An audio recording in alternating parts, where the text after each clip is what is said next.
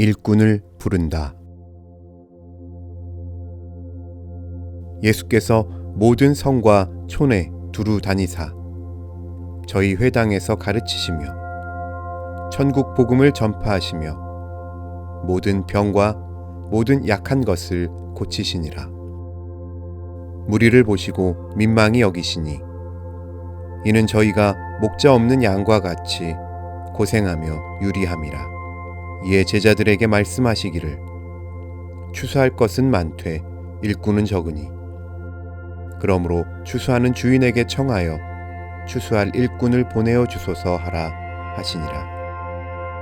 목자 없는 양과 같이 고생하며 유리하는 무리, 거기에 일터가 있고 거기에 추수할 곡식이 있다. 거기서 일꾼을 부른다. 예수의 제자로서 일터가 없다고 걱정할 필요는 하나도 없다. 일터는 언제든지 있는데 일꾼은 언제든지 부족한 것이다.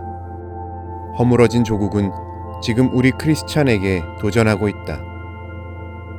내가 무엇하고 있느냐고. 내가 왜 예수교인이라면서 예수님의 말씀을 들은 채 만채 하고 있느냐고. 그러면 우리의 할 일이 무엇인가? 예수님이 하신 대로 우리도 할 것뿐이다. 예수께서 회당에서 가르치셨다고 똑똑히 쓰여 있다. 우선 가르치는 일을 해야 한다. 우리는 교육을 해야 한다. 사람에게는 지성이 있다. 우리는 혼돈무형한 데서 이치대로 정리된 결과다. 천무는 하늘에 운행하는 이치를 가르친 것이요 물리는 물건의 이치를 말한 것이며 윤리는 도덕의 이치를 말한 것이며 신학은 하나님을 믿는 신앙의 이치를 가르친 것이다. 이 지성을 가진 인간에게 이치를 따져 알려주는 것이 곧 가르치는 자의 직분이다. 예수께서도 회당과 거리와 바닷가와 언덕에서 그리고 가정에서 성전에서 줄곧 가르치셨으며 사도들도 가르치고 전파하기를 쉬지 않았다 하였으니 지금의 크리스찬도 더군다나 우리나라 크리스찬들은 그야말로 쉬지 않고 가르쳐야 할 것이 아닌가. 어떤 사람은 말하기를 종교는 믿을 것이지 가르칠 것이 아니라고 한다.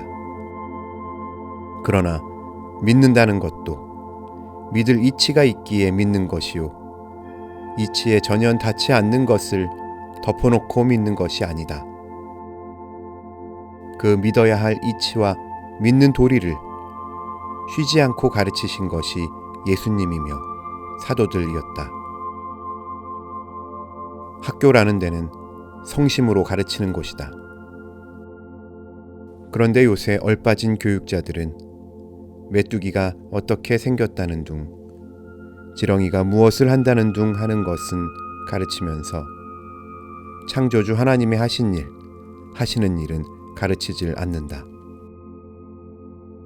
어디서 금이 나고 어디서 화산이 터지고 하는 것은 못 견디게 가르치면서도 사람으로서 사람 되게 하는 윤리와 도덕은 거의 불문에 붙인다.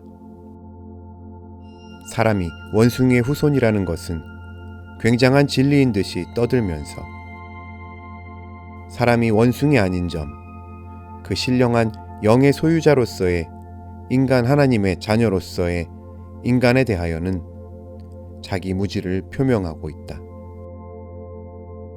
그러니까 뒤에 있는 조상 원숭이만 돌아다보는 나머지 사람도 원숭이 본을 받으면 될 것 같이 생각하여 동물적으로 되는 것이 곧 인간적인 것으로 치부하고 만다. 저들이 말하기를 학교 교육은 사실에 의거한 것이요 믿음에 의한 것이 아니라고 한다. 그러나 인생이 사는 것이 사실 위에서 사는가 믿음으로 사는가? 믿고 모험한 결과로 사실이 생기는 것이 아닌가? 믿음을 무시하고 어찌 미래를 창조할 수 있겠는가? 또 사실을 가르친다고 하자. 그러면 그들이 사실을 가르친다는 주장에는 과연 어느 정도로 충실한가? 과학자 뉴톤이나 파스칼을 소개할 때 그들이 가장 독실한 종교 신앙가로서 그 신앙에서 과학적 발견도 산출되었다는 것을 공평하게 알려주고 있는가? 어머니를 죽이고 아내를 죽이고 아들을 죽이고 선생을 죽이고 마감에는 로마를 불에 사른 극악무도한 네로 황제에 대해서는 자세하게 흥미있게 가르치면서 썩어가는 로마에 새 생명을 강같이 부어넣어 새 나라를 탄생시킨 사도 바울의 사적은 어찌 그리도 간단하고 불친절한가? 민간 정신의 성소를 차지한 것이 종교 신앙인데 이것을 빼놓고 무엇을 가르칠 것인가? 각 대학에 다른 강좌는 다 있으면서 왜 신학 강좌는 없는가? 신학도 학문인데, 아니 서양에서는 학문의 왕이라고 하는데 왜 그것이 우리 학도들에게는 공평하게 전달될 문이 닫혀야 할 것인가? 신학은 독단론이기 때문에 순지성적인데 호소할 수 없지 않느냐고 말할 것이다. 그러나 그 독단이 거기 맞는 경험적 사실을 가져올 때에는 그것이 무시 못할 진리의 자리를 차지하는 것이 아닌가. 그리스도교로 말할지라도 전 세계 20억이 사실로 경험하고 있는 독단이 아닌가. 그러나 거기에 갈래가 있으니까 어느 하나를 가르칠 수도 없지 않은가 한다. 그러면 철학에는 갈래가 없는가? 정신의 세계에 관한 학문으로서 갈래 없는 학문이 어디 있는가? 그 갈래를 사실 그대로라도 가르쳐야 할 것이다. 그러나 이런 대외적인 불평은 늘 제 욕심이 표준이 되기 쉬우니 그만두기로 하고 다시 우리 자신의 문제로 돌아가자. 교육은 미래를 지배한다. 우리나라의 크리스찬으로서 미래에 더 완미한 나라 보기를 원한다면 지금의 교육계에 전폭적으로 참여하여야 할 것이다. 지금 우리에게는 열린 문이 앞에 놓여 있다. 신앙적인 교사를 환영한다. 사립교육기관에서는 경영자의 교육 이념에 의하여 종교교육은 자유롭게 시행되고 있다. 공립학교에도 종교적 회합이 용납되고 있다. 이런 훌륭한 기회를 뜬구름같이 여기는 교회 지도자들을 볼 때 참으로 한심하다. 신도들이여, 각 지방에서 강습소도 좋고 국민학교도 좋고 직업전습소도 좋고 무산아동 야학도 좋고 무엇라도 좋으니 부디 열심으로 교육하며 그들에게 그리스도를 가르치며 그의 나라와 그의 의의를 가르칠 기회를 만들라. 이 교육의 본거지인 학교기관을 제멋대로 내버려 두고 무계획적으로 어쩌다 나오는 주일학교 학생들을 한 주일에 겨우 1시간 가르치고서 장한일이나 한 듯이 만족한다면 그것은 진수성찬을 차려다 주는데도 불구하고 상 밑에 떨어진 부스레기만 주워 먹는 못난이의 심산이 아닐 수 없다. 이 교육사업은 돈이 없고 집이 없고 선생이 없어서 못하는 것이 아니요. 주위에서 반대하기 때문에 못하는 것도 아니다. 다만 이념이 없고 열심이 없어서 못하는 것뿐이다. 사람에게는 지성이 있어 이치에 통할 뿐 아니라 영의 가능성이 있어 하나님의 계시에 응한다. 키에르 케고르까지도 이런 말을 하였다. 사람 안에 있는 하나님의 형상은 깨트려졌다. 그러나 아주 없애버려진 것은 아니다. 그의 신비하신 겸손으로 반역자 한 사람 한 사람의 심정 속에서 꺼질 듯 희미한 등불을 지키고 계신다. 아무리 작아져가는 깨어진 조각이라 할지라도 그것은 하나님께서 친히 사람의 영혼에 드나드시는 비밀의 출입문으로 간직하신다. 인간의 질은 이런 점에 있어서 하나님의 비유다 하고 말하였다. 그러므로 우리는 누구나 알아들을 수 있는 이치로 가르칠 뿐 아니라 하나님이 하신 일을 그대로 선포할 의무도 충실히 실행해야 한다. 하나님의 하시는 일은 인간의 생각을 초월한다. 사람들이 능히 생각지도 못하고 생각할 수도 없는 일을 하나님은 친히 하여 보이신다. 말씀으로서의 하나님이 육신을 이루어 인간에 오셨다.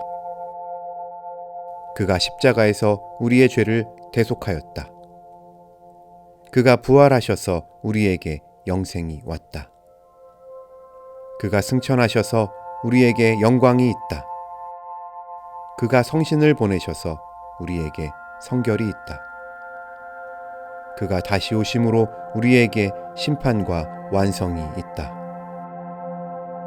이런 것은 사람의 지성 속에 자연스럽게 들어가기에는 너무나 높고 신기한 사실이다. 그러므로 이것은 성신의 가르치심과 사람의 믿음을 통해서만 알려지는 계시의 지성소에 속한다. 이것은 설교의 부문에 속한다. 예수님께서 천국 복음을 전파하셨다는 것은 이런 성질의 것으로서 어떤 법칙을 가르쳤다는 것보다 한 사실을 선포한 것이었다. 아까 말한 교육의 본거지는 학교였지만 이 하나님의 계시의 사실을 선포하는 설교의 본거지는 교회다. 그러므로 옛날 구약시대의 율법의 표징인 법궤를 간직한 데가 성전의 지성소였던 것과 같이 신약의 시대에 구속의 복음을 맡은 지성소가 곧 교회다.